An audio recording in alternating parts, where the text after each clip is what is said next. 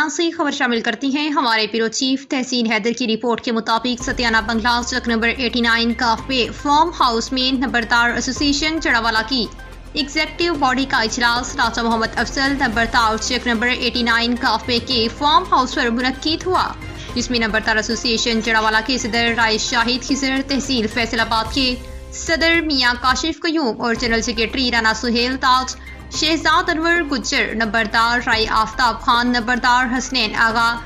کلبساش، نمبردار صدیق شاہ، نمبردار رانا فرح advocate, نمبردار Rana عثمان خان، نمبردار رانا عبدالحمید خان، نمبردار رانا تنویر،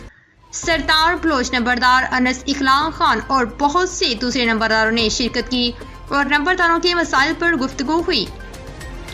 مقررین نے خطاب کیا اور اس موقع پر تقریر کرتے ہوئے نمبرداران کا کہنا تھا کہ ڈھال پاس کی رقم ذمہ داروں سے ابھی وصول نہیں کی ہوتی تو حکم آتا ہے کہ اپنے پاس سے جمع کرواؤ۔ محکمہ ریونیو ذمہ داروں سے عاپیانہ وصول کرنے میں نمبردار کی کوئی مدد نہیں کرتا اور آر سی سینٹر میں نمبردار کا کوئی نام رجسٹرڈ نہیں ہے، جبکہ پہلے پٹواری، گرد اور تحصیلدار کو نمبرداروں سے معاملے کرنے کی مکمل معلومات ہوتی تھی۔ سب نمبرداروں کے محکمہ شناختی کارڈ محکمہ ریونیو کی طرف سے جاری ہونے چاہیے۔ تھانے کی سطح پر بننے والے امن کمیٹیوں اور دوسرے تمام معاملات میں نمبرداروں کی شمولیت یقینی بنائی جائے۔ تمام سرکاری ادارے گاؤں کی ہر طرح کے معاملات میں نمبردار دیکھ کو فواقیت حاصل ہونی چاہیے۔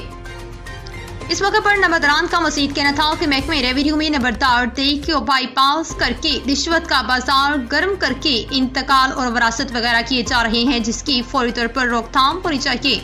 پنجاب حکومت کو چاہیے کہ وہ نمبرداران کی عزت اور تکریم کو یقینی بنائے۔